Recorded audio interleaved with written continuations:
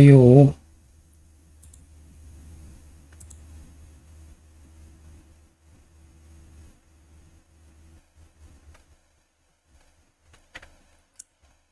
시작하기 전에 간단하게 잡담 하나 좀 하고 잡담 몇 가지 하고 넘어가도록 하겠습니다. 미국 쪽에 이제 증시 쪽에 이제 공포엔 탐욕 지수 잘 아시죠? 여기 보시면 이제 공포 구간으로 접어들었는데 조만간 있으면은 이제 다음 주에 초반에 빠지기 하락하면은 추가적으로 하라면 익스트림 피어 극단의 공포 구간에 이제 진입하게 됩니다. 사람 마음이란 게 이게 항상 사이클이 이렇게 보시면 장기 시계열이거든요. 이게 23년 10월이고 이게 24년 1월인데 이때만 하더라도 23년 10월 하더라도 이게 하락장이 언제쯤 끝날지 이제 그게 궁금시되는데 또 상승장 이렇게 올라가다 보니까는 원래는 이게 요게 75 넘으면 이제 극단적인 탐욕 구간이거든요. 근데 보통 한 과거의 사례를 보면 한 2개월 반 정도가 최대치였어요. 최근에 2년 동안에. 근데 이게 한 3개월 반을 갑니다. 이렇게 지속돼서 야, 이 상승장이 도대체 언제까지 계속되는 건가? 그런 때가 엊그제 같은데 벌써 이제 급락을 해서 이렇게 공포보안에 진입을 했습니다. 이거를 S&P 500 지수하고 이제 비교해 보면은 잠시만요.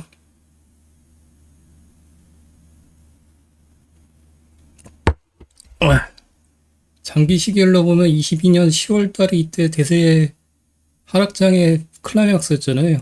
이 노란색이 빨간색이 이제 S&P 500 지수인데 대세 하락을 이렇게 겪었었습니다. 그때 당시에. 근데 그 과정 중에서 이제 계속 지속적인 반복을 했었죠. 이렇게 보시면요.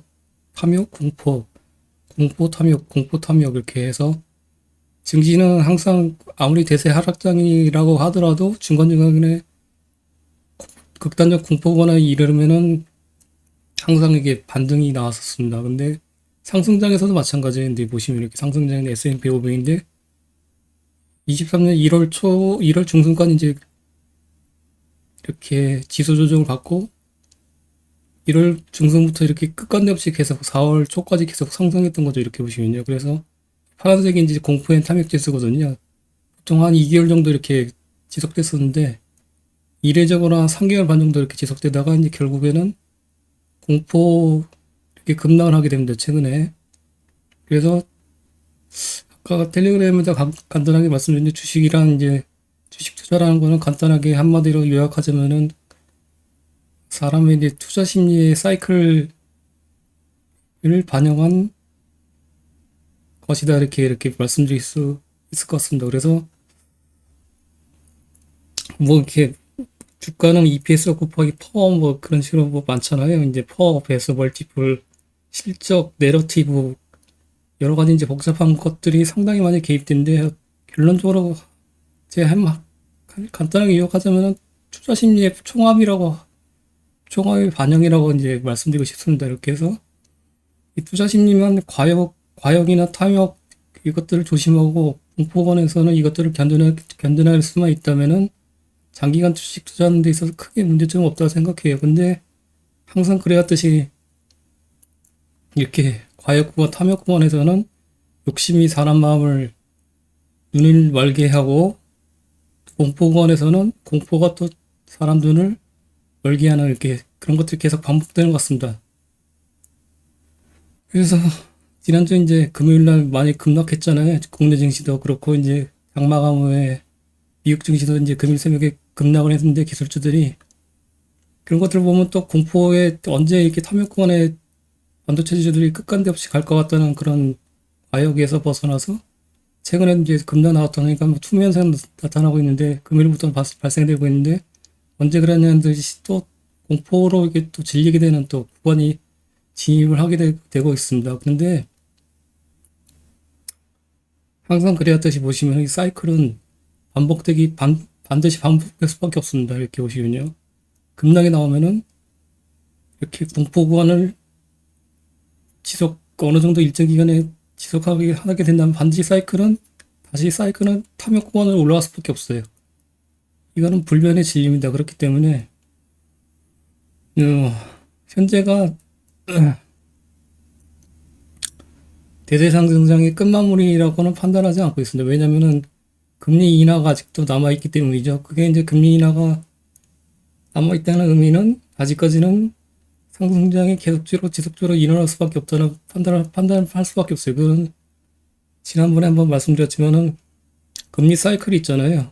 금리 하락이 시작된다는 의미는 그때부터가 이제 경제가 별로 좋지 않다는 거기 때문에 그 이전까지는 지속적으로 상승해 나갈 수밖에 없다. 이렇게 이해하시면 되시고, 과거에 이제 사례들이 다 그랬어요. 그렇기 때문에 여기서 대세 상승장이 끝났다는 의미를 받아들이기보다는 대세 상승장의 일정 부분에 이제 과열을 시키는 이제 구간의 조정이라고 보시면 되실 것 같고, 그렇기 때문에 지금 보시면은 이제 50이면은 아까 말씀드렸듯이 숨이 차네 이게. 이제 극단적 공포에 이제 조만간 진입하잖아요. 그러면은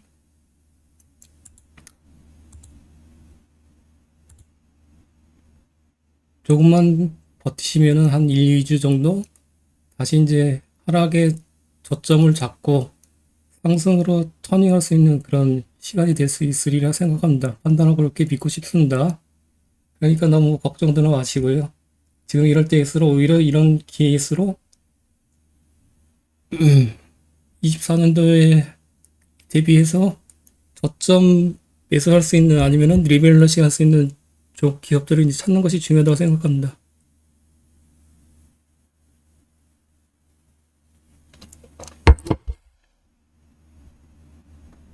잠깐 미국 증시 주요 종목들을 볼까요? 일단은 반도체 쪽에 엑소엑셀이라고 대표적인 이제 반도체 종합 3배 레버리지거든요. 일봉이에요. 보시면 일봉상 보시면은 저는 그 투자 지표 중에 두 가지만 보거든요. 투자 심리하고 관계된 것만 보고 있습니다. RSI 강도라고 하고요. RSI 강도가 30 이하면은 과매도로 신호로 판단하시면 되시고, 이제 22년도고 10월 달이고 과매도 상태에서 보시면은 30 라인 보이시죠? 이렇게 잘 보이시나요? 30 라인? 이게 이제 그 걸쳤다는 거는 과매도 국면에 접어들었다는 거죠. 보시면 항상 과매도 구간에 접어들면은 반등이 나왔어요. 보시면은 장기열로 좀 보실까요? 여기 30 RSI 강도 30 강도면은 바닥이고 일봉상으로 보는 거죠. 일봉상으로 바닥이고, 현재도 RSI 강도 30단을 터치했습니다. 그래서 반도체 3X XOXL 엔비디아도 마찬가지로 보시면은 고점에서 많이 빠지고 있는데, RSI 강도가 30 근접한 것들은 최근에 23년 9월 이게 처음이에요. 보시면요. 그래서 물론 고점으로 많이 상승하긴 했지만 강도상으로 봤을 때는 과매도 국면에 진입하고 있지 않나 판단하고 있습니다. 그 주봉상으로 보시면은 200주선이 상당히 중요하다고 말씀드렸잖아요. 이게 200주선이에요. 경기 추세선. 그래서 XOX를 보시면은 경기 추세선을 주봉상으로 보시면은 장기간 깨졌던 게 거의 없습니다. 보시면요. 2020년에 코로나 팬데믹 때 이후에 그 이전에는 여기 살짝 깨졌고, 그래서 지금 보시면은 코로나 팬데믹 때하고 22년에 예사 하락 국면을 깨졌었는데, 그만큼 이제 깨지기 힘든 추세선이라고 보시면 되시잖아요. 현재 그 근접하고 있어요. 지금 보시면은 지금 30달러인데 28달러에 있거든요. 그렇기 때문에 다음 주에 이제 한 주 빠지면은 경기 지지선에 200주선에 이제 다다르게 됩니다. 그렇기 때문에 반도체주 같은 경우에는 조만간에 저점을 형성하지 않을까 생각하고 있습니다. 엔비디아는 워낙에 많이 올랐기 때문에 아직 200주선에 이격이 많이 있고, 애플 같은 경우에도 보시면 아까 소개시켜드렸지만은 최근에 이제 아이폰 판매 부진이나 뭐 그런 것 때문에 겹쳐갖고 많이 최근에 하락했잖아요. 근데 200주선이에요. 보시면요. 과거에 보시면은 200주선을 깬 적이 한 번도 없습니다. 그 어려웠던 시기인데 코로나 팬데믹 때도 마찬가지고, 근데 이렇게 선을 그어보면은 200주선 하단부, 이격의 하단부에 거치가 있어요. 그래서 지금 이게 200주선이 150달러거든요. 그래서 만약에 지금 165달러인데 이거를 근접해서 빠지면은 상당히 괜찮은 타겟 목표가에 도달하지 않나 이렇게 판단하겠습니다. 그래서 뭐 이런 나스닥 잠깐 볼까요? 나스닥도 200주선이고 일봉상으로 보면은 일봉상이죠. 일봉상으로 보면은 마찬가지로 RSI 30배 근접했던 데가 이때 점 찍었었고 이게 언제냐? 23년 10월이고 장기강 이렇게 보시면은 RSI 30 강도에 근접했을 때가 바닥이었어요. 거의 이렇게 지금 현재는 30 강도가 다시 진입했잖아요. 오랜만에 거의 뭐 한 10월 말이니까는 11월, 12월, 1월, 2월, 3월, 4월 5개월 만에 지금 30 강도에 근접하게 됐는데 나스닥이. 근데 항시 이렇게 저점을 구간을 기록했기 때문에 이게 대세 하락장이 아닌 이상에는 조만간에 이제 하락의 정점을 찍지 않나 생각하고 있습니다. 그래서 이거를 말씀드리는 이유는 뭐냐면은 이 기회를 이용해서 현재 이제 본인들이 갖고 계신 종목들을 검토해서 만약에 그게 하락 상승장에서 이제 취해서 좀 무리하게 베팅을 했던 그런 좋지 않은 종목이라면은 이제 급락했을 때는 이제 민낯이 드러나잖아요. 그렇기 때문에 그런 종목이라 판단되면은 좋아 보이는 종목으로 같이 이제 급락했기 때문에 리밸런싱 하는 기회를 삼으시고 현금 비중이 다행히 높으시다고 하면은 이런 기회를 삼아서 저점 매수를 하시는 것이 좋을 시기라고 생각하고 판단하고 말씀드리고 싶습니다.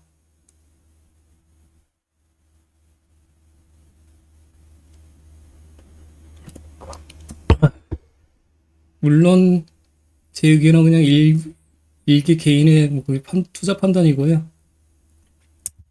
그냥 참고로만 가볍게 여기시면 되실 것 같습니다.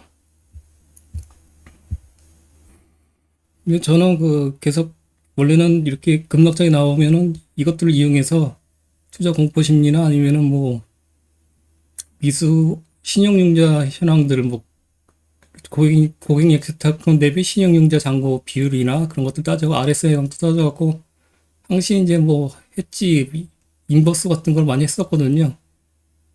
거의 뭐 매번 했다고 해도 과언이 아니죠. 근데 이번에는 굳이 이렇게 할 필요성을 느끼지 못하는 것 같습니다. 그렇기 때문에 참고하시면 되실 것 같습니다. 뭐 제 채널을 오랜 기간 이렇게 접하셨던 분들은 잘 아실 거예요. 제가 인버스를 얼마나 과감하게 이제 해왔었던 눈이지. 근데 인버스는 안 하는 게 좀 더 오히려 그런 모습이 말이 안 나오냐 이렇게 어색하실 수 있는데 이런 지금 생각을 갖고 있다고 생각하시면 되실 것 같습니다. 잠깐만요. 일단은 시작하기 잡담 이만 마치고 이 잡담 조금만 되게 힘들지.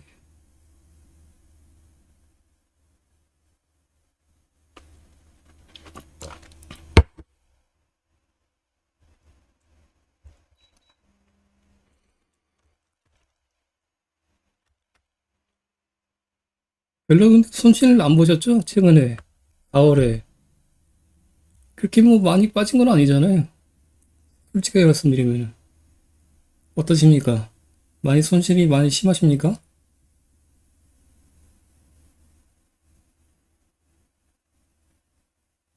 한 번도 답변이 없으신 거 보니까 전부 다 손실 구간이 손실을 안 보셨나 보네요, 보니까요.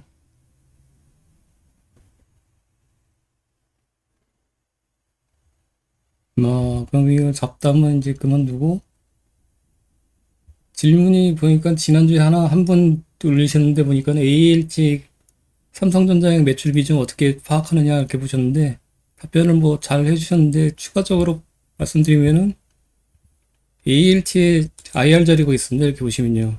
근데 여기 보시면 고객 A사양 매출 추이라고 나와 있는데 이게 삼성전자잖아요. 리포티스트 DDI IGBT 근데 IR자를 보시면 A사양 삼성전자 매출 추이가 분기별로 이렇게 나와 있어요. 23년 2쿼터까지. 이 790이잖아요. 79억. 79억. 뭐라고 쓰시려다가 하시는 분들 맞아 쓰세요. 그런데 이거를 79억이면은 분기별로 추세를 보면은 ALT 반기보고서 20, 항상 10% 이상 고객, 외부 고객사 차지하는 거래처별 매출액 구성비를 이렇게 연기를 하게 돼 있거든요. 연결재무제표 주석에. 그래서 A사는 누적으로 167115잖아요. 이게 근데 삼성전자인지 아닌지 확인하려면은 입력을 해보면 되죠. ALT 16715. 삼성전자의 매출 예측이 16715 누적이니까 전분기 빼주면은 7901이 나옵니다. 7901. 1분기에 8814 그러면 B급 같잖아요. 이렇게 보시면요. 7901, 7902. 그래서 이것들이 이제 삼성전자양 매출액 추이라고 보시면 되시고 67.7%까지 올라왔어요. 이렇게 보시면요. 이게 이제 ALT 주황색이 삼성전자양 매출 비중이고 추이 전체 총 매출에서 이렇게 뽑으시면 되십니다. IR 자료를 보시거나 아니면 투자 설명서를 보시거나 기준점을 잡으시고 여기 맞는 금액인지 확인하시면 되시죠. 그래서 각 분기별로 A 사양이 삼성전자라고 보시면 되시고 이렇게 입력하시면 되십니다. 그러면은 뽑힐 수가 있거든요. 네페스도 마찬가지예요. 10% 이상 뭐 매출 최대 고객사가 어떤지 이제 판단한 다음에 거기서 이제 10% 이상 고객사, 외부 고객사 매출 추이를 정밀예보지표 주성에서 파악하신 다음에 그게 이제 삼성전자라고 보시면 되시고 그것들을 이제 입력을 하시는 거죠. 이렇게 그렇게 하면은 고객사 비중을 알 수가 있습니다. 질문 주신 분 들어오셨는지 모르겠는데 이해되셨는지 모르겠네요. 어렵지 않죠? 요거 질문사항 답변 마무리하고 해성 DS로 넘어가도록 하겠습니다. 해성 DS는 엑셀 공유 드렸었잖아요. 내일은 쉬고 월요일날 22시에 이제 프레젠테이션 드릴 건데 간단하게 사보서 보시도록 하겠습니다. 그게 뭐 어려운 사항이 없어요. 아이고 잠깐만요.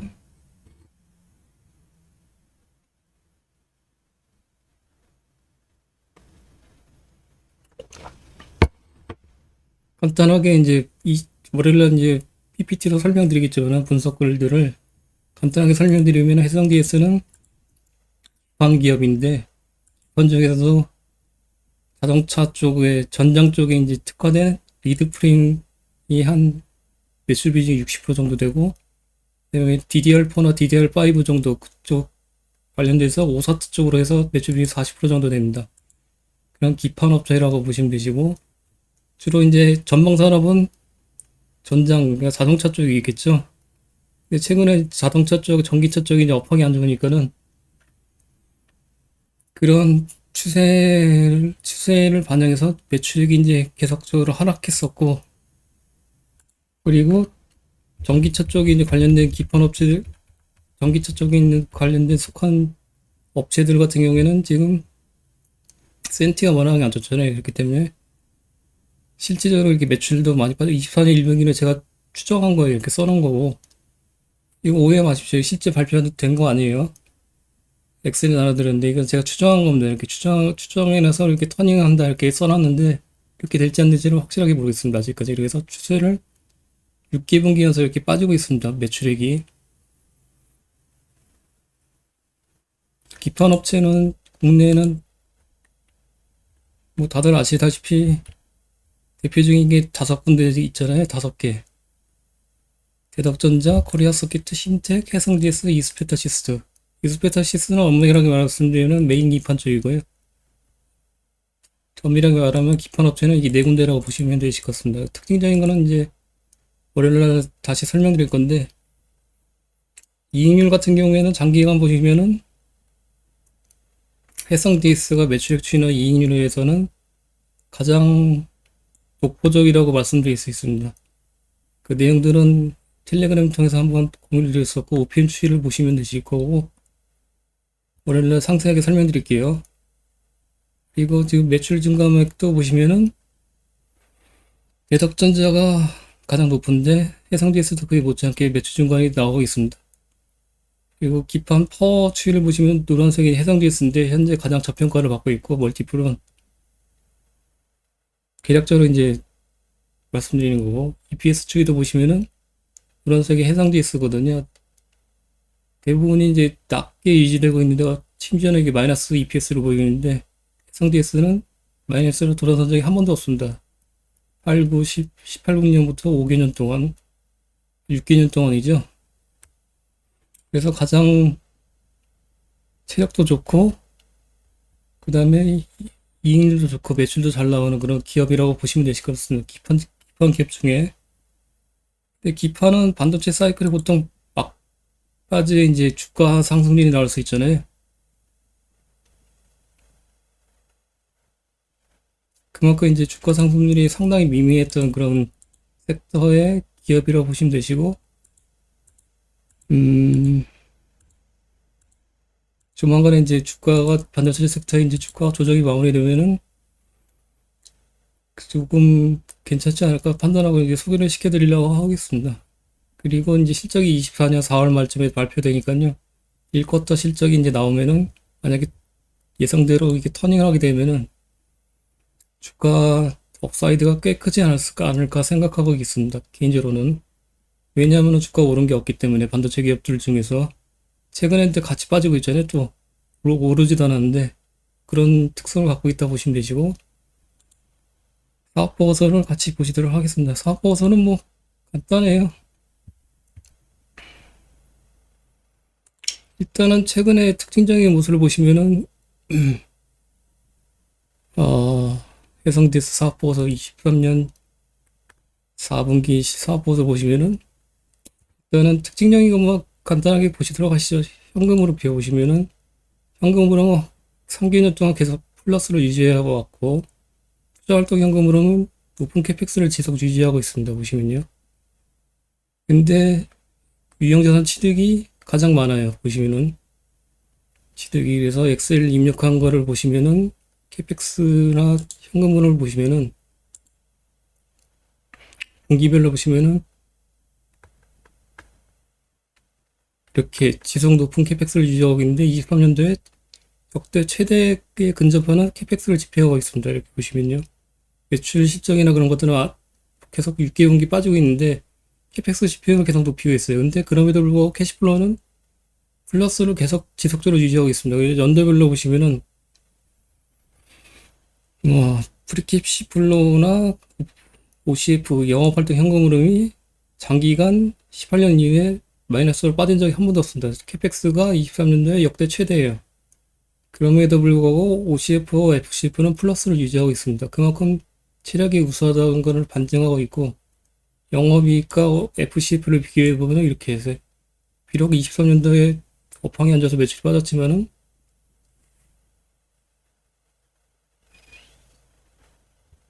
잠깐만요.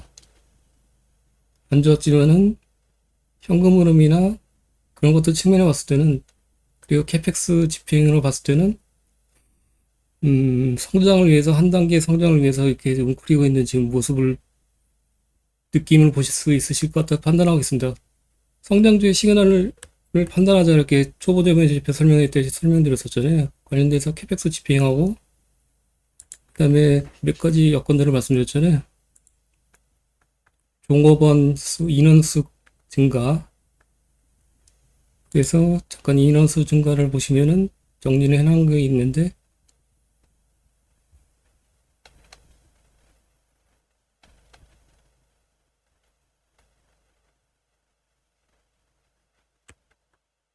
이렇게 보시면은 좀 특이점이 또 있더라고요. 보니까요. 직원 수가 빠지고 있어요. 이렇게 보시면. 그리고 종업 급여가 급감하고 있습니다. 근데 이게 직원 수도 이렇게 보시면은 빠지고 있고. 근데 일반적인 이게 만약에 이렇게 나타나려고 하면 외주공비가 이렇게 높아지는 추세가 나와야 되거든요. 그러니까 내재화를 반대로 한 게 아니라 내부 아니면 자동화, 공장 자동화하던가 두 가지 중에 한 건인데 외주공비는 명기가 안 되어 있습니다. 그래서 이 캐펙스가 통화를 통해서 한번 확인해 볼게요. 저도 같이 한번 확인해 보시죠. 캡엑스를 집행을 높게 하는데 직원 수는 빠진다. 그런 점은 어폐가 있잖아요. 그게 이제 좀 약간 아이러니한 부분인데 자동화 부분에서 이렇게 비중을 높이고 있는지 확인할 필요가 있을 것 같습니다. 그리고 신규 시설 투자나 보시면은 이런 정리를 해놨는데 최근에 보시면은 자산 취득 같은 거 보시잖아요.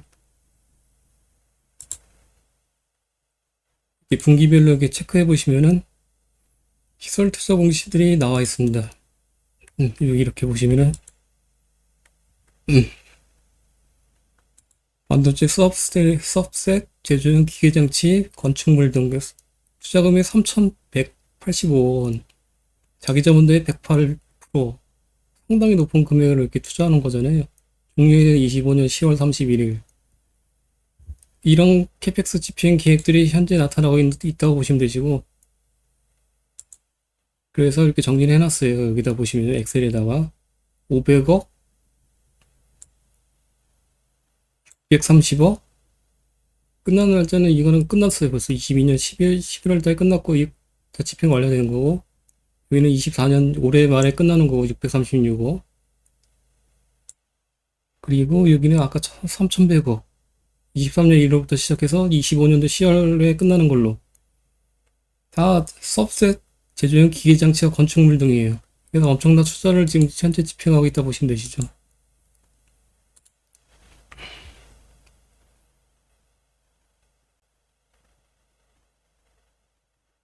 그렇게 봐도 되겠네요.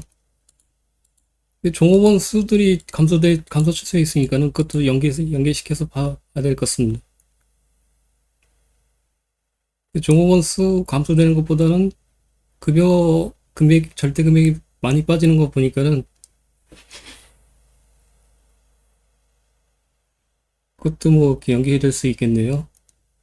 그건 한번 IR하고 통화를 해서 확인을 해보도록 하겠습니다. 같이 확인해 보시죠. 관심 있으시면요.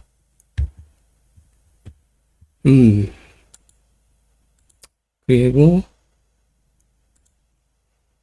다시 이제 사업 보수를 넘어가서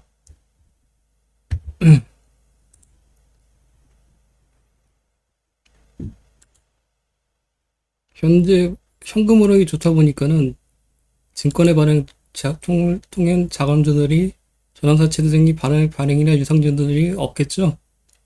만약 있으면은 이 기업들은 만약에 있는 이렇게 현금흐름이 좋은데도 불구하고 이렇게 PBW나 유상증을 발행하는 기업들이 간혹 있어요. 그런 기업들은 경영진이 좀 좋지 않은 그런 경영진을 판단하시면 되실 것 같습니다. 근데 다행히도 없습니다. 보시면요. 유상증자나 12비돌 발행이 최근에 없었고 사업의 기여를 보시면은 기판적이고 반도체 서브스트레이트 생산하는 반도체 후공정 사업체라고 보시면 되시고 리드 프레임과 패키지 서브스트레이트 구분할 수 있습니다. 아까 차량용적 리드 프레임과 관련되어 있다 말씀드렸잖아요. 네, 오사트 쪽에 패키지 서브스트레이트 기판 쪽으로 구분할 수 있음 두 가지로 구분하시면 되시고 이런 것들은 SLF, ELF 그런 것들은 월요일날 자세하게 설명드리도록 하겠습니다. 제품 생산 방식인데 여기 보시면은 사용 용도는 자동차용 반도체 주로 들어가고 모바일 쪽도 들어가고 주요 매출처는 자동차 쪽 글로벌 기업들이 뭐 NSP나 온세미컨덕터 뭐 그쪽입니다. 기력자로 아시면 되실 것 같고 이렇게 설명이 나와 있습니다. 이거 전공정, 후공정에 대해서 설명이 나와 있고 그냥 이거 넘어가도록 하겠습니다. 그래서 주요 제품별 매출은 리드 프레임이 가장 높고 한 60% 정도 되고 아까 말씀드렸잖아요. 그 다음에 패키지 서브셋이 40% 정도 매출 비중이 계속 유지되고 있습니다. 이렇게 주요 매출액은 주요 제품은 리드 프레임을 보시면 되고 리드 프레임도 자동차용하고 이제 모바일용이 있는데 모바일용은 없습니다. 모바일 비중은 제로로 알고 있고 자동차용하고 월요일에 설명드릴게요. 다시 한번 자동차용 쪽 매출 비율이 가장 높습니다. 그리고 그 가격 추이 나와 있습니다. 가격 추이 나와 있고 수출 엑셀에 보시면 정리한 게 가격 추이를 이제 내수 쪽에는 적지 않고 수출만 써놨습니다. 이게 수출 비중이 대부분이거든요. 그렇기 때문에 내수 쪽은 이제 거의 고려를 안 하셔도 되실 것 같고 수출 가격만 이렇게 명기를 해놨습니다. 추이를 보시면 되시고 가격 추이는 수출 가격은 이렇게 17년부터 했는데 계속 높게 상승 중에 있고 최대 최고가에서 근접해서 이렇게 이 레벨을 유지하고 있다 보시면 되시죠. 이런 것들 관련해서는 올해나 자세하게 PPT로 설명드릴게요. 근데 이런 것들을 뽑는 거는 이제 당연히 어디서 뽑는 건지 아시겠죠? 사업보고서에서 제품 비율 매출 가격에서 뽑으시면 되시고 주요 제품 및 서비스에서 만약에 제품 가격이 없다 그러면은 어떻게 뽑으신다고 말씀드렸죠? 다 아시겠죠? 이제 참여를 많이 하셨던 분들은 제품별 매출 가격이 제품 가격이 없다 그러면은 제품별 매출액을 일단 뽑은 다음에 원재료 및 생산 설비에 나와 있는 생산 실적으로 해서 분기별로 나누면은 제품 가격이 나오겠죠. 매출액은 P 곱하기 Q니까는 계속 간접적으로 이렇게 뽑으시면 되십니다. 생산 실적들이 나와 있으니까는 이게 100만 원 단위 금액 단위로 나와 있으면은 수량으로 나와 있으면 이제 이게 Q가 되는 거고 제품별 매출액 나누기 생산 실적 그게 간접적인 판매량이겠죠. 그거를 나누면 제품 가격이 나옵니다. 근데 이렇게 다행히 해상DS는 제품 가격을 명기를 해주고 있어요. 분기별로 이렇게 해서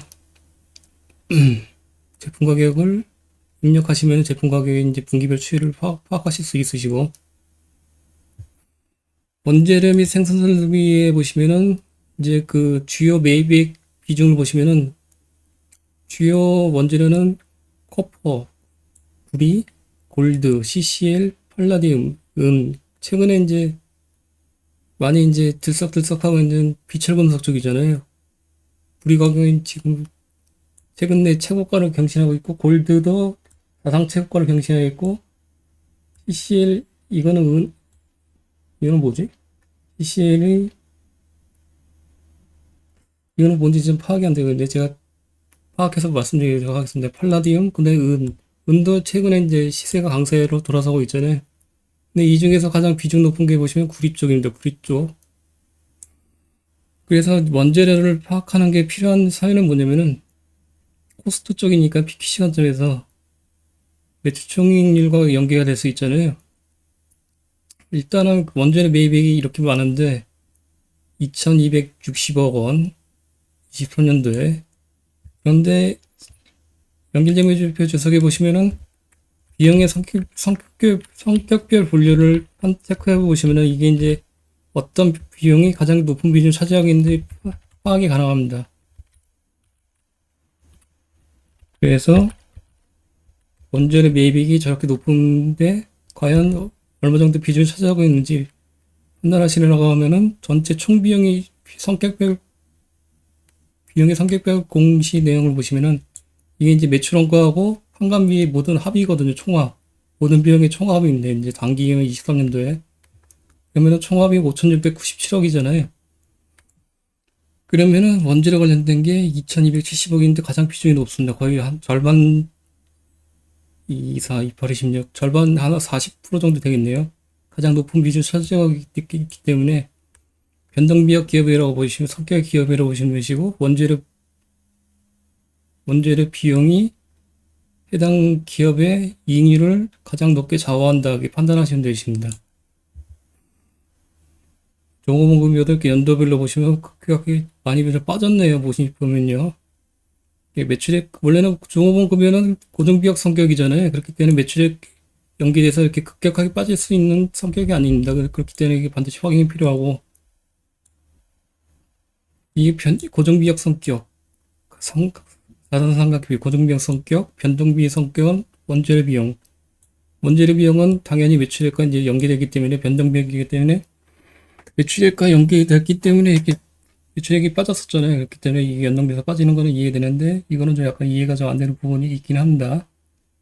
아무튼 다시 넘어가서 원재료 및 생산성을 배우시면은 그렇다면 이제 원재료 매입액이 이제 이익률을 좌우하는 가장 중요한 요인이라고 이해하셨잖아요. 그럼 그 중에서 가장 높은 비중을 차지하고 있는 구리가 주요 요소다 보시면 되시겠죠. 물론 비용 중에서 아까 5,600억 중에서 750억이니까 미미합니다. 근데 각각의 이제 합하면은 거의 40% 넘잖아요. 원재료 비중이. 그러면은 이 각각의 원재료 중에서 어떤 것들이 이익률과 가장 밀접하게 연동되는지 판단하기 위해서는 엑셀에다 올려드렸지만은 파악하는 것이 중요합니다. 왜냐면은 어떤 원재료 비용이 가장 높게 이익률에 반영되는지 코리레이션 관계를 통해서 해당 원재료를 찾아내고 해당 원재료의 추세를 파악해서 이익률을 추세를 포캐스팅 이거 추론하는 거죠. 이렇게 보시면요. 그래서 원재료 가격들을 이렇게 싹 입력을 해놨고 엑셀 양식이나 이제 입력한 것 다 공유드렸었잖아요. 그래서 이것들을 코리레이션은 GPM과 연계시켰습니다. 엑셀 나와 있으니까 자세히 보시면 되시고 그럼 이 중에서 코포 구리 가격이 89.1%예요. 연계관계가 GPM과 그러면은 이런 많은 원재료 중에서 구리하고 연계성이 89.1%는 거의 뭐 같다고 보시면 되시죠. 70% 이상이면은 연계성이 높다고 보시면 되시는데 89.1%면 상당히 높은 연계관계가 있다고 보시면 되십니다.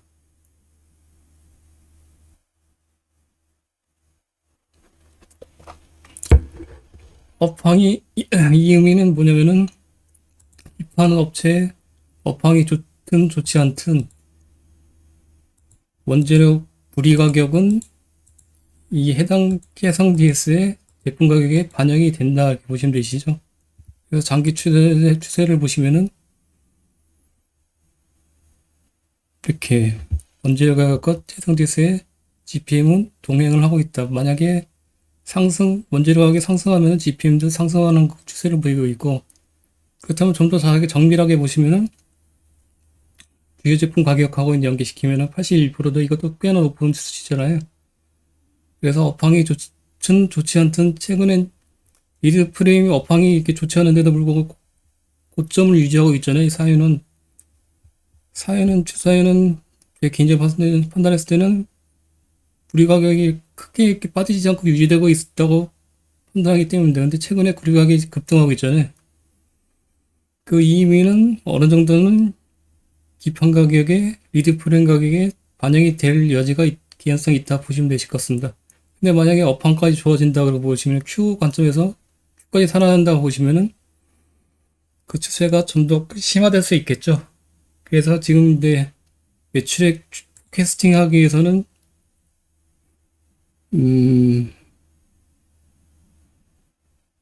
주요 고객사인 이제 NXP나 이제 온세미 콘덕터의 매출치나 가이던스를 체크할 필요성이 있고요. 그 다음에 이익률 같은 경우에는 아까 방금 전에 말씀드린 우리 가격이 상승하니까는 일단 개연성이 있다고 보시면 되시죠.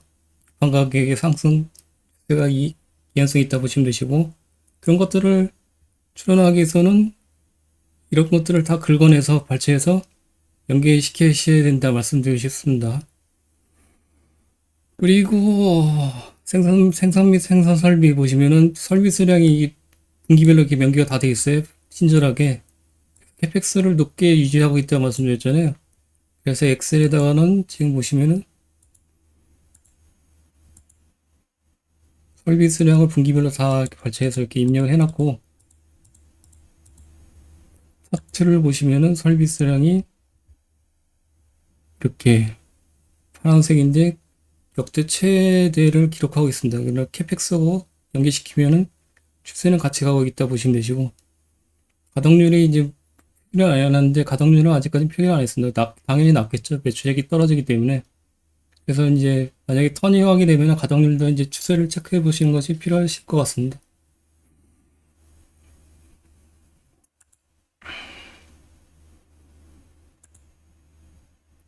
그래서 원재료 및 생산 설비에서 이런 것들을 다 파악을 하실 수가 있으시고, 주요 원재료 중에서 가장 비중 높은 구리가 리드 프레임 주요 제품 가격과 그다음에 GPM과 연계성이 높다 보시면 되십니다. 매출 및 수주 사항은 당사 리드 프레임 주요 매출처는 인피니언과 ST 마이크로, NXP, 온세미는 이제 전략 반도체 쪽이죠.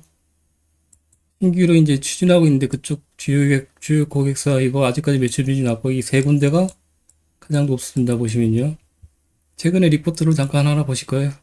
4월 19일에 나온 건데 화보서를 읽은 다음에 최근에 이제 나온 리포트 내용들을 같이 연계시켜서 이렇게 읽으시면은 읽고 그다음에 IR 통화를 하시고 이 세 가지를 결합해서 같이 이제 진행하시면은 해당 기업의 이제 이해도가 상당히 높아질 수 있습니다.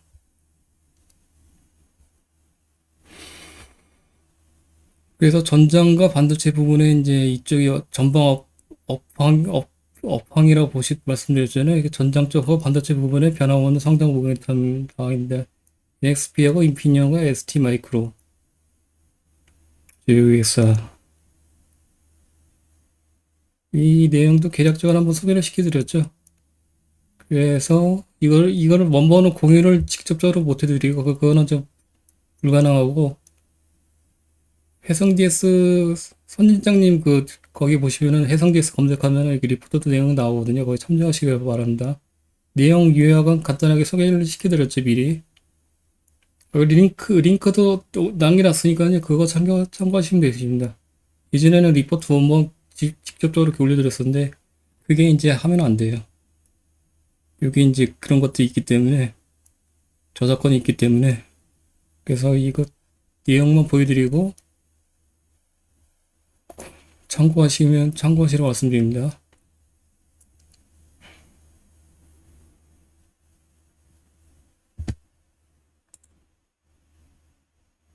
그래서 이제 수출이 거의 대부분이라고 보시면 되시고, 수출이 뭐 95% 이상이라고 보시면 되시고, 그래서 네트 쪽은 거의 신경 안 쓰셔도 되실 것 같다 말씀드립니다.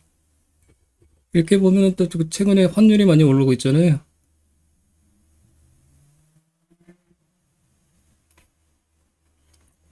그래서 어떻게 보면은 고환율의 수혜지라고 볼 수 있고, 최근 말고 한 몇 년 전에 리포트들 보시면은 환율 수혜지라고 그런 연기된 내용들도 상당히 많은 리포트를 차지하고 있습니다. 워낙에 이제 환율 수출 비중이 높기 때문에 최근에 이제 음식료들이 이제 환율 수혜지라고 이제 각광받고 있는데 그거는 좀 어떻게 보면은 반은 맞고 반은 틀리다고 볼 수 있겠죠. 원재료 매입이 이제 뭐 그런 것들 음식료 원재료 매입이 이제 수입 비중이 상당히 높잖아요. 그렇기 때문에 어떻게 보면 환율 피해주라고 볼 수 있는데 음식료주가 뭐 삼양식품이나 그런 데가 이제 수출 비중이 높아지면서 그런 것들이 각광을 받으면서 이제 고환율 수혜주라고 나왔는데 그거는 개인적으로 봤을 때 틀린 거라 생각해요. 다만 최근에 이제 음식료주를 보시면은 원재료에 해당되는 뭐 밀이나 아니면은 뭐 옥수수나 뭐 그런 것들 가격들이 추세적으로 지금 하향 추세잖아요. 그게 이제 환율을 상승시키는 효과를 불러일으키기 때문에 그런 점에서 좋지 않을까 생각하고 방어주 성격에서 많이 이제 각광받고 있지 않나 생각됩니다. 근데 이제 반도체주는 다시 이제 그것들이 돌아서면은 음식료주들도 이제 다시 꺾이겠죠, 이제. 그래서 대안주는 이제 일시적으로 이제 각광을 받는다고 생각하고 음식료주들도 당분간은 뭐 괜찮은 투자처라고 생각은 해요. 근데 장기간 갖고 가기에는 약간 무리가 있다고 판단하고 있습니다. 만약 주도주들이 다시 살아나면 반도체나 뭐 그런 것들 환율 얘기도 아주 새끼를 샀는데 그리고 이제 보시면은 연구개발 활동 매출액 대비 연구개발비 2.73% 이렇게 높지도 않고 낮지도 않고 그냥 유지하고 있습니다. 보시면요.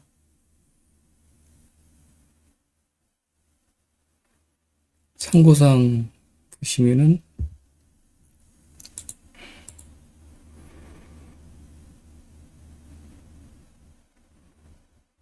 점유율 같은 거 나와 있거든요. 해상 DS 해당되는 위에서부터 보실까요? 지적재산권은 496건 많이 갖고 있네요.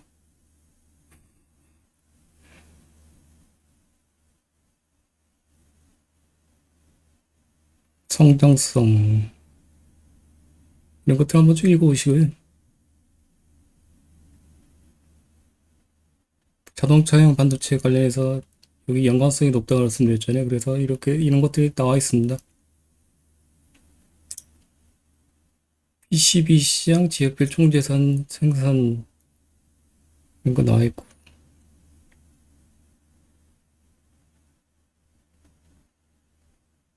그 일반적인 내용이니까 지나가도록 할게요. QFP, QFA 이런 것들을 월요일에 설명드리도록 하겠습니다. FBGA, FCBGA 이런 것들은 23년도에 많이 설명드렸었잖아요. 근데 다시 한번 설명드릴게요. 월요일날 요약해서 SLF 방식 있고 ELF 방식이 있는데 이것도 설명드리도록 하고 넘어가도록 하겠습니다. 그 다음에 리드 프레임 주요 일치 기업 매출 실적이 보시면은 글로벌 2위라고 보시면 되시고 글로벌 2위 그 점유율도 이렇게 글로벌 몇인지 그런 것들 월요일날 자세하게 설명드릴게요. 그러니까 넘어가도록 하고 한번 읽어보세요. 이거 쭉.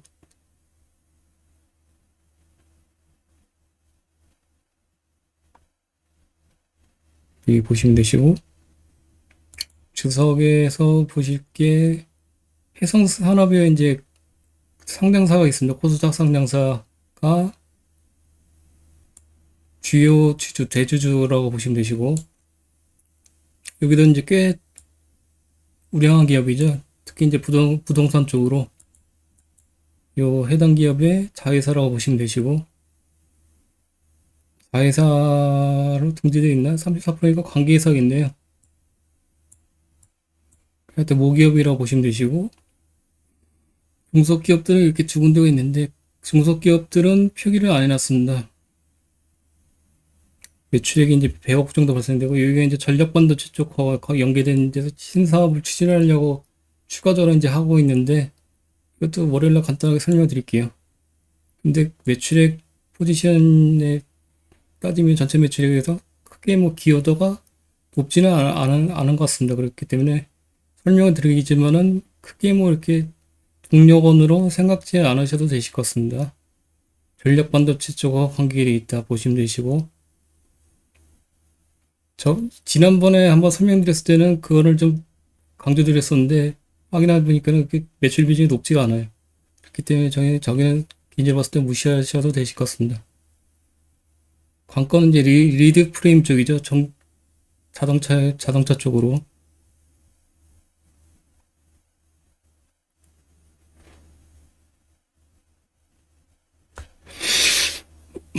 이 코 막히는 것 때문에 참 힘드네.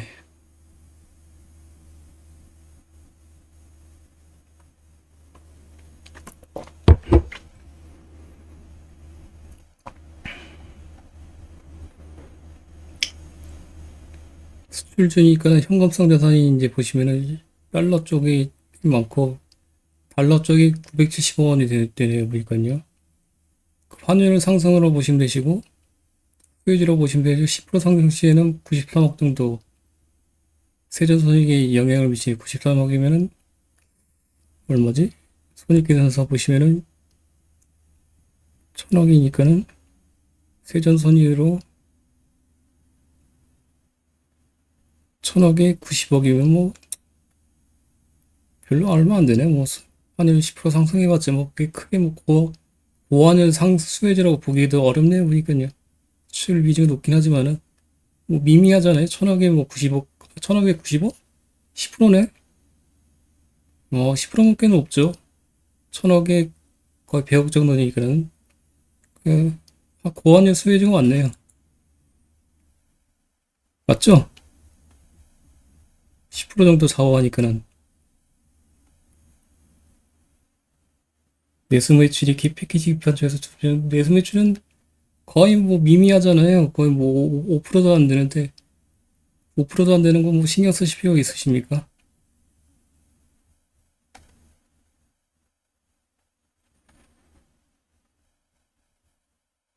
어디까지 왔냐? 환율이었지.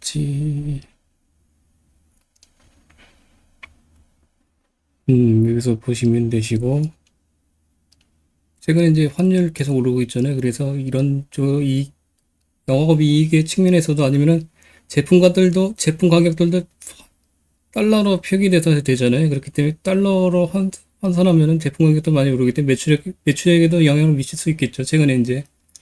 그래서 고환율 수혜주로 적정한 것 같습니다. 워낙에 수출적인 비중이 높기 때문에 현금성 자산은 1,400억 원 정도 있고, 뭐, 많죠. 상당히.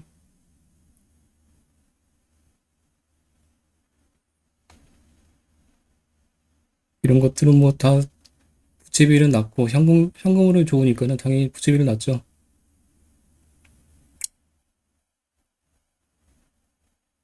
매출채권 관련해서 정리해놨으니까요. 참고하시면 되시고, 매출채권은 뭐, 6개월 이하가 연기를 했었나, 내가?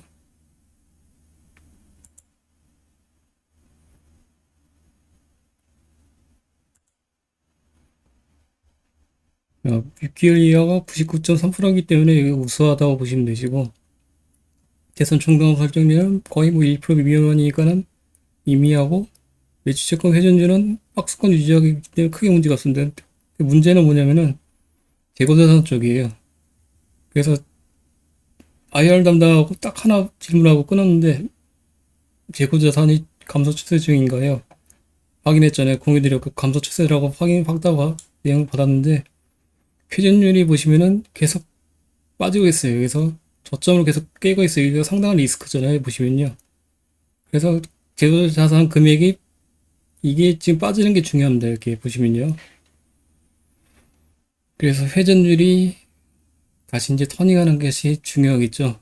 이게 최대 리스크로 보시면 되시고, 현금 흐름이 이렇게 일단 좋기 때문에 그게 이제 좀 상쇄 역할을 하는데, 그럼에도 불구하고 이거는 좀 높은 리스크로 보시면 되실 것 같습니다. 그렇기 때문에 재고자산 추세가 빠지는지, 특히 이제 제품 쪽이 빠지는 게 중요하겠죠. 근데 제품 쪽이 당연히 많이 빠지고 있어요. 원재료는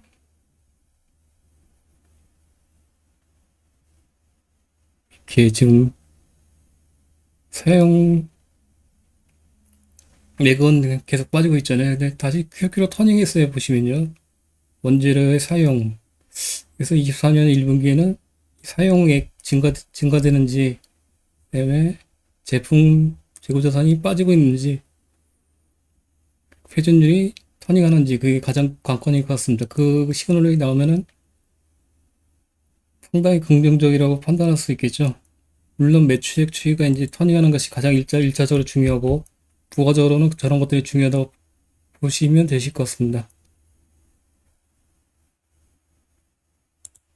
그런 것들을 보시기 위해서는 기타 재무관 사항에서 이제 매출채권하고 재고자산 관련해서 수치들을 다 뽑아내시면 되시죠. 그렇게 해서 저기 이제 분기별 수치들을 다 입력하시면 되시고, 선수금이나 계약부채 관련된 내용에 대해서는 없더라고요, 보니까요. 그래서 그것들은 뺐음 연기 안 해놨습니다. 없기 때문에 뭐 입력할 수 있는 게 없어요. 수조장고나 뭐 그런 것들.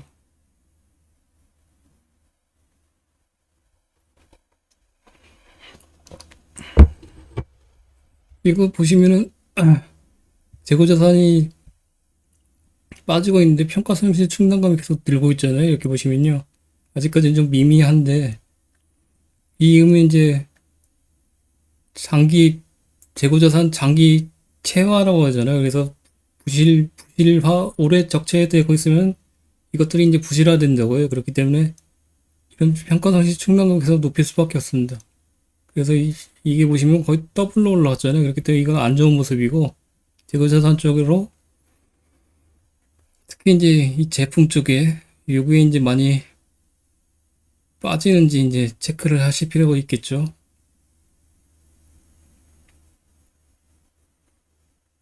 재고자산 평가 손실 금액도 급증하고 있고 지금 보시면은, 그래서 재고자산이 가장 리스크다 보시면 되십니다. 해상 DS는 매출 터닝하고 재고자산 감소되는지 두 가지만 포인트를 잡고 이제 계속 모니터링 하면 될 것 같아요. 그러니까요.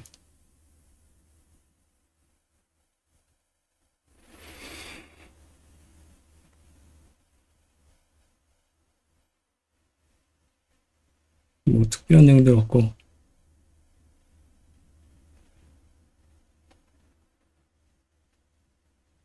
선수금은 있긴 있는데 너무 미미하죠. 그 의미가 없고.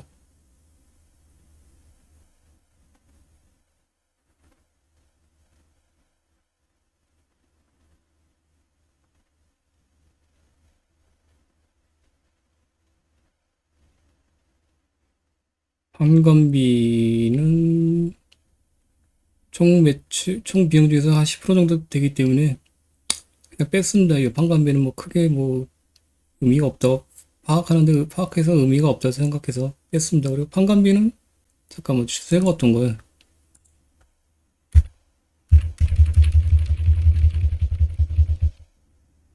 판관비는 매출액의 변동에 구분을 상관없이 그렇게 박스권을 그리고 있잖아요. 최근에 이렇게 매출액이 판관비의 대표적인 이제 고정비용 성격이 있기 때문에 근데 이 정도면 변동성이 크게 높진 않다고 판단하거든요. 그렇기 때문에 잘 관리되고 있고 연도별로 보시면은 조금 올랐긴 올랐는데 뭐 8%대 7%대 유지되고 있기 때문에 크게 뭐 문제가 없기 때문에 뭐 분석에서는 뺐습니다. 이게 만약 급등하게 되면은 좀 문제가 있겠죠. 근데 매출액이 하락하면 당연히 판관비는 상승할 수밖에 없기 때문에 이 정도면은 뭐 그리고 총 비용 중에서 10% 정도 비중 차지하기 때문에 이거는 뺐습니다. GPM이 가장 중요하다고 판단했기 때문에요.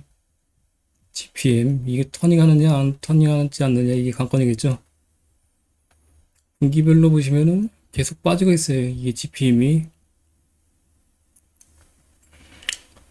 그래서 24년 1분기가 실적이 꽤나 중요하다 개인적으로 판단하고 있고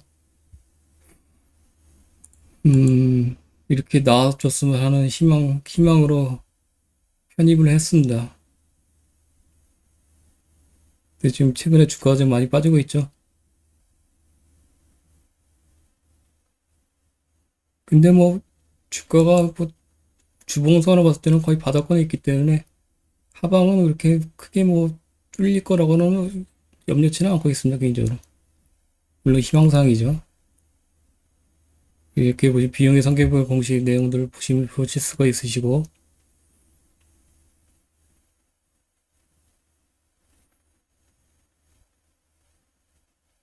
뭐 특별한 내용 없고 쭉쭉 내려가겠습니다.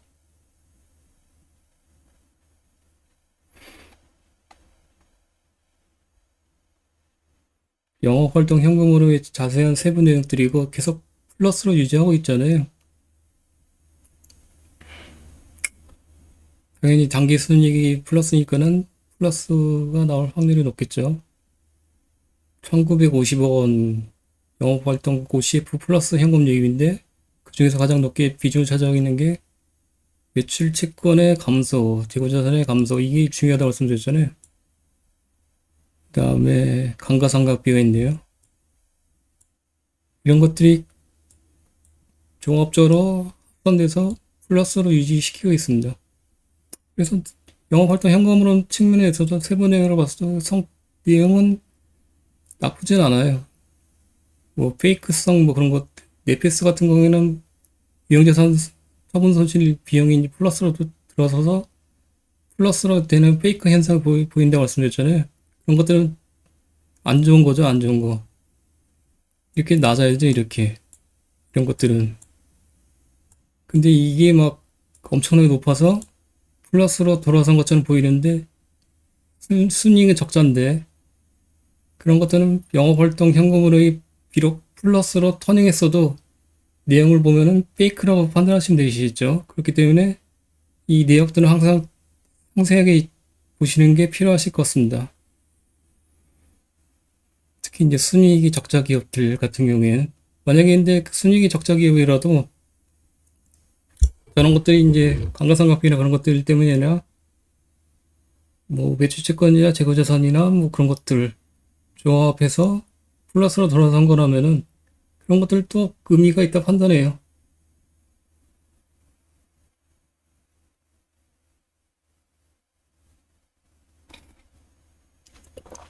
거기에는 이제 하나 추가로 들어가면은 재무활동 현금으로 해서 이제 차입금을 쌓아있는지, 그래서 재무활동 현금으로 해서 마이너스 캐시플로우가 나오는지, 그게 이제 결합되면은 좀 더 이제 의미성이 있겠죠. 근데 네페스 같은 게 잠깐 볼까요? 얘기 나온 김에. 뭐 이렇게 해당 기업을 폄하하려는 건 아닌데,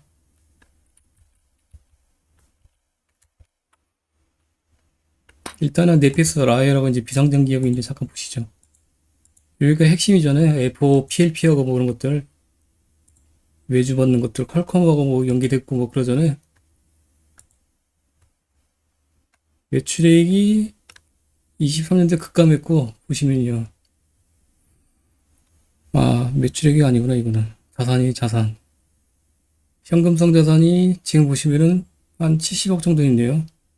자산 총계가 1800억인데, 세가 3천억이 자본 잠식이 빠져있죠. 1167억 원이 자본 잠식 금액이에요. 22년에 170억인데 10배가 늘었어요. 얼마큼 위험한지 아시겠죠? 매출액이 23년도에 320억, 22년도 대비 반토막 이상 났어요. 매출 원가가 이렇고 매출 총이익이 마이너스 159억, 영업 손실이 840억. 그래서 당기 순이익이 마이너스 1000억이에요. 이거 어마어마하잖아요. 현금으로 보시면은 마이너스 360억 원. 그리고 재무활동 현금을 해서 차입금을 490원 늘렸어요. 보시면은. 근데 주석에 보시면은 대주주가 네페스예요. 57.78% 지분 보유하고 있고, 네페스를 보실까요? 네페스 혹시 주주분 계십니까? 계시는데 또 이게 말씀드릴 거 죄송하네요. 근데 주가는 모르죠, 또 뭐. 근데 재무제표상으로 이렇게 위험성이 있으면은 아무리 주가가 오른다고 하더라도 좀 배제시키는 게 좋지 않을까 생각하고 있습니다. 손익계산서 보시면은 매출액은 장 22년도에 5,880억인데 23년도에는 4,800억. 여기 네페스 라웨 그런 것들 다 포함됐겠죠. 종속기업들. 이거 종속기업들 매출액이 다 포함된 거잖아요. 네페스 아크하고 네페스 라웨하고 네페스 야하드하고 이렇게 보시면 되시고, 손익은 이렇고 당기손익은 적자 1000억. 연결로 봤을 때 작년에 22년도에 940억 플러스였는데, 현금 흐름을 보시면은 재무상태표를 잠깐 보실까요? 자사총계는 9,600원인데 부채 총계는 6,700억 원, 자본총계는 2,800원. 부채비율이 이제 이거 6,799억 나누기 자본총계전에 2,830억이잖아요. 그러면은 대략 한 250% 정도 되겠네요.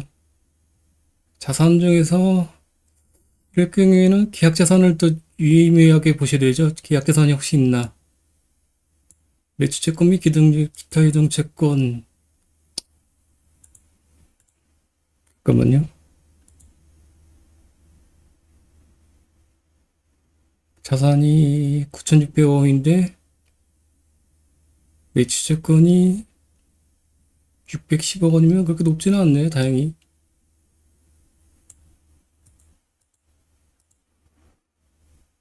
기타지매 영상 보시면은 EPS가 주요 고객사 삼성전자 쪽이잖아요. 그래서 매수채권 쪽에서는 크게 이슈가 발생되지는 않을 것 같습니다. 6개월 이하 98%고 삼성전자 쪽이 주요 고객사이기 때문에.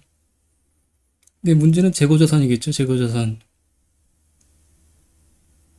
그렇게 회전율이 빠지고 있고, 현금 흐름을 잠깐 보실까요? 현금 흐름이 플러스를 유지하고 있습니다. 영업활동 현금 흐름이 플러스 플러스 플러스 플러스.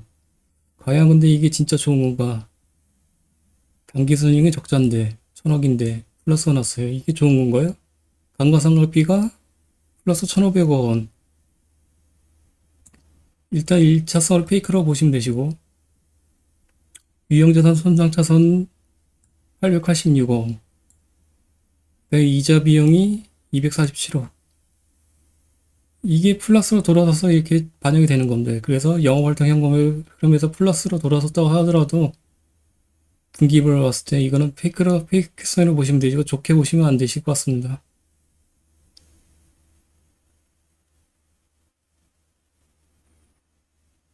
계약자산이 있네요. 보시니까요. 계약자산의 감소가 1,000억이 있네요. 1,000억. 계약자산이 꽤 높네. 계약자산 볼까요?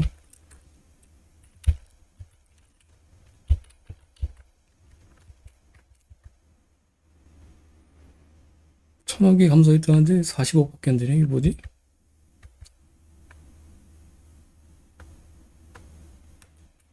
잘못 봤나?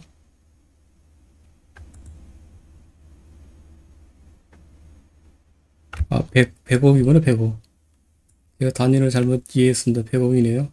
계약자산은 뭐 크게 높진 않네요. 이건요. 그래서 다시 한번 말씀드린 것처럼 현금 흐름이 일단 단기순이 적자인데 현금 흐름이 플러스로 보인다. 그러면 일단 겉보기는 좋잖아요. 이게 뭐 터닝 신호인가 시그널인가 보는데 자세하게 내역을 반드시 살펴보셔야 된다. 이렇게 말씀드리고 싶습니다. 그래서 그 진위를 파악하시는 것이 중요하다. 실전 투자에 연계시키시라 말씀드리고 싶습니다. 이해하셨나요?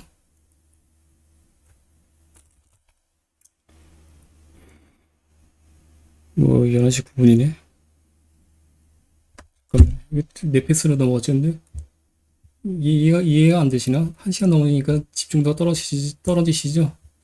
가뜩이나 딕션도 안 좋은데 코까지 막혀갖고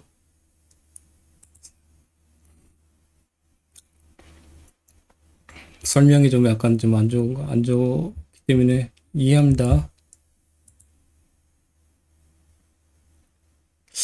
보니까 법적으로 8월까지는 채팅을 해도 되더라고. 그러니까 8월 12일까지인가 그때까지. 다음 주부터는 이렇게 좀 긴장감을 불어넣기 위해서 질문을 막 드릴까요? 근데 어느 분이 참석했는지 또 모르잖아, 또 이게. 있지. 여기 나오는구나, 리스트가. 그래서 질문을 확 드려볼까, 그냥. 아무튼 오늘 시간 좀 늦었으니까 계속 진행할게요. 거의 다 끝났습니다. 이렇게 해서 이제 이런 기회에 이제 같이 사업보서 한번 쭉 보는 거죠, 뭐. 솔직히 개별적으로 봤을 때는 사업보서 읽기가 쉽지 않잖아요. 뭐 직장 다니시고 뭐 그러니까 시간도 잘 안 되시고 육아도 하셔야 되고 언제 또 사업보서를 보겠습니까? 이렇게 자세하게 같이 보시는 거죠. 항상 필요할 것 같습니다. 사업보서를 이렇게 꾸준하게 읽는 것들을 그리고 이제 투자와 연계되는 것들을 포인트를 잡는 것이 가장 핵심이라고 생각해요. 그렇기 때문에 좀 재미없고 지루하지만은 계속적으로 같이 읽으시죠. 사업보서. 그 지배기업은 해상산업이고 계열사는 계양전기, 한국제지, 한국패키지 다 상장사잖아요. 세아도 상장사인가? 그럴걸요 아마. 이거 읽고 매출액 중국 쪽 매출 비중이 높은데 이게 아마 NXP 쪽하고 NXP 쪽에 이제 주요 공장이 이쪽에 있는 걸로 알고 있습니다. 파악하기는 그랬고 한국 쪽도 있고 높게 돼 있고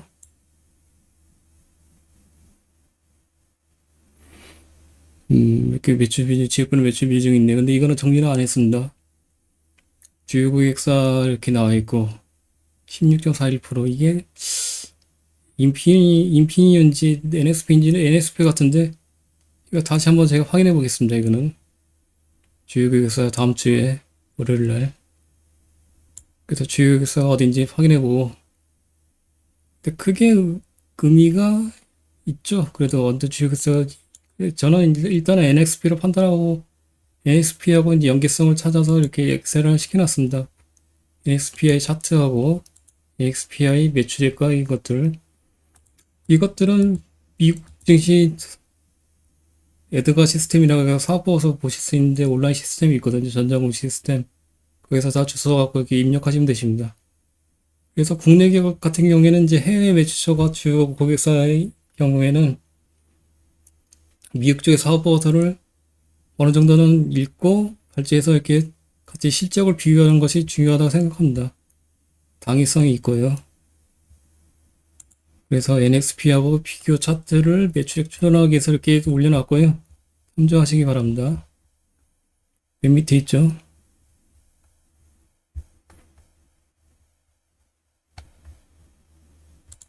어디였냐. 여기 이렇게. 최근에는 이게 추세성이 좀 꺾이고 있는데, 이것도 한번 24년 1분기에 팔로우 할 필요가 있긴 있어 보입니다. 이 의미는 또 어떻게 보면은 최대 고객사에서 벗어났다는 걸 수도 있어요. 이 의미하는 게. 최대 고객사가 바뀌었을 수도 있습니다. 근데 최대 고객사 매출 비율이 16%밖에 안 되기 때문에 그게 뭐 50% 이상 되면은 좀 유의미성이 있는데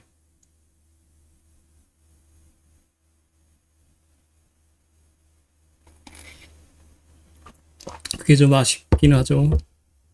아니면은 이걸 좀 더 정확도를 높이기 위해서는 두 개사가 있잖아요. 지금 보시면은 주요교육이 1하고 주요교육이 2 두 개 합하면은 30, 20, 30% 근접하잖아요.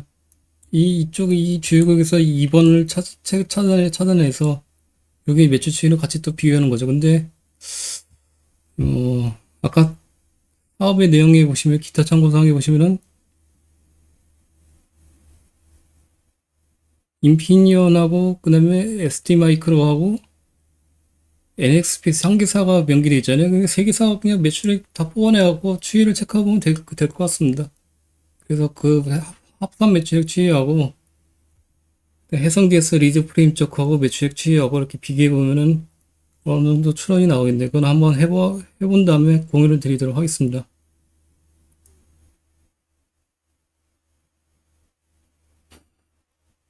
근데 코에 뭐 뿌리는 거고, 뭐 코 막히는 거고, 산다 했는데,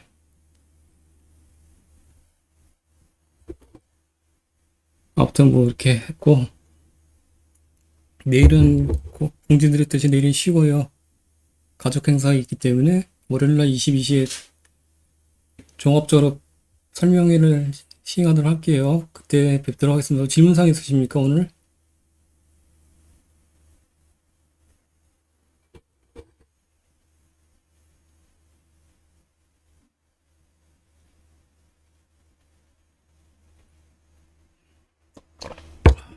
다음 주차는 그쵸, 영업이익이 있죠, 영업이익. 그거를 제대로 이제 체크하시려면은 어떻게 하시느냐. 설명을 드렸던 것 같은데, 잠깐만요.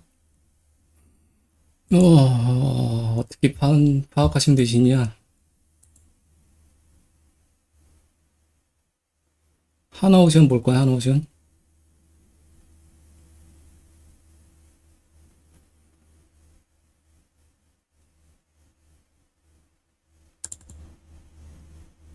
하나오션 할 때 한번 설명드렸죠?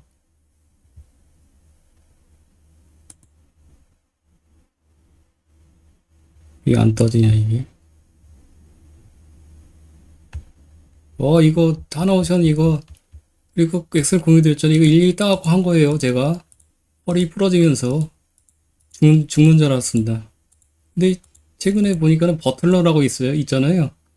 거기 보면 수장고 리스트가 나온다는데 그거 긁어갖고 갖다 붙이면 된다고 하시더라고요. 같이 이제 하시는 분이. 그래서 허탈감이 많이 느껴지는데 이거 정리하는 거는 크게 뭐 의미는 있죠. 근데 일일이 뽑아서 할 필요는 없어요. 그러니까 버틀러 이용하세요. 하시려면은 이게 이제 뽑은 다음에 이제 이런 것도 분기별로 이제 LNG선, LPG선 추이하는 거는 정리하는 거는 노가다를 하는 거는 확실해요. 필요성이 있고 요 뽑아내는 건 버틀러 이용하십시오. 저처럼 무식하게 하지 말고. 아무튼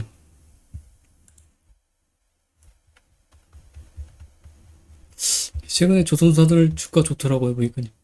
여기다 이제 올려드렸죠. 설명드렸던 것 같은데. 이렇게 보시면 OCF, 캐펙스, 현금성 자산, 현금성 자산은 재무제표에서 뽑으시면 되시잖아요. 아, 여기 아니구나. 분기별로 이렇게 뽑으시면 되시고, FCF를 기록을 하세요. 이렇게 보시면요. 현금성 자산. 그리고 재무활동 현금흐름, 이제 현금흐름 표에 있잖아요. 이것들이 이제 금액들을 기재하신 다음에, 표를, 차트를 시키면은, 차트화 시키면은 이렇게 나옵니다.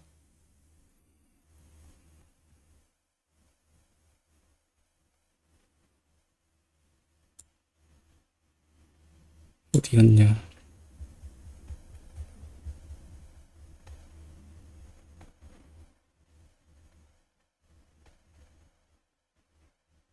여기 이렇게.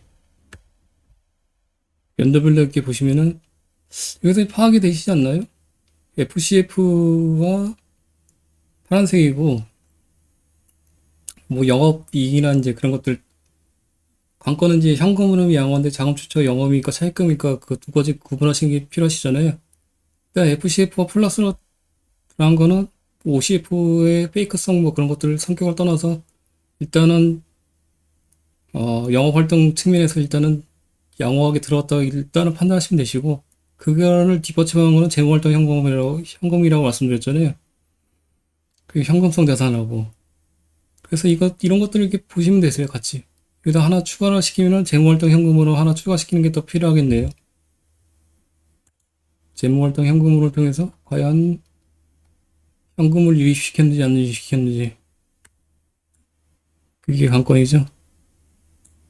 그래서 이 표에다가 좀 더 이해를 편하게 하시려면은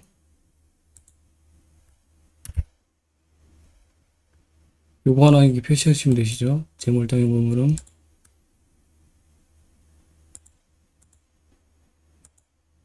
자, 그러면은 이렇게 보시면은 22년도를 보시죠. 22년도. 23년도를 볼까요? FCF는 마이너스예요. 이게 보시면은. 그러면은 영업활동 현금을, 영업이익이나 상기순이익에서는 어찌됐는지 모르지만 일단은 플러스는 아닐 것 같다 판단이 들고, 현금성 자산은 높게 유지되고 있어요. 전년 동기 대비 증가됐잖아요. 사연은 뭘까요? 재무활동 현금을 통해서 차입을 시킨 거잖아요. 플러스면은. 그리고 그거의 상세 내역은 유상증자다. 이렇게 보시면 되시죠. 그래서 이런 것들을 뭐 이렇게 표를 만들면은 한눈에 파악이 되시지 않나요? 이해가 되셨는지 모르겠는데. 예, 만약에 잘 이해가 안 되시면은 다음 주에 여기다 질문을 올려놓으세요. 그러면요, 다음 주에 다시 한번 답변을 드리도록 하겠습니다. 이 표를 만들고 이 차트를 하나 딱 그려갖고 이렇게 보시면은 한눈에 저는 보실 수 있다고 판단하거든요. 좀 더 세부적으로 들어가시면 이제 영업활동 현금으로는 여기서 이제 FCF가 마이너스로 나온 사유는 이제 어떤 건지 OCF 내역들을 자세하게 조금 더 살펴야 되겠죠. 플러스 여기다가 더 중요한 거는 재고자산 회전율하고 매출채권 회전율이겠죠.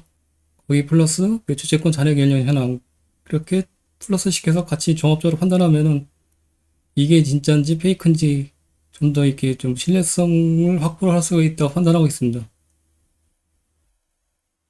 설명 내용, 관련돼서 설명 내용은 책에도 설명되어 있고요.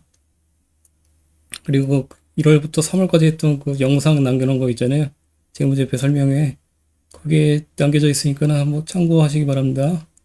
거기에 관련해서 좀 더 자세하게 설명드리면 시간이 너무 소비가 되기 때문에 영상이 남겨져 있기 때문에 그 참고하시면 되실 것 같아요. 뭐 오늘 11시 20분이네.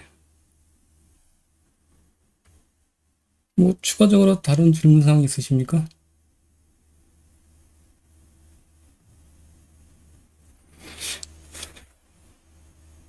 없으시면은 내일은 쉬고 월요일날 22시에 뵙도록 하겠습니다. 지금 토요일날 주말 시간 내주셔서 감사하고 월요일날 뵙도록 하겠습니다. 오늘 고생하셨습니다. 아유, 오늘 바람도 워낙 안 좋은데 더 안 좋네요, 오늘. 아, 고생하셨어요. 이거 너무 주가 급락한다고 해서 걱정 마세요. 조만간에 오를 겁니다.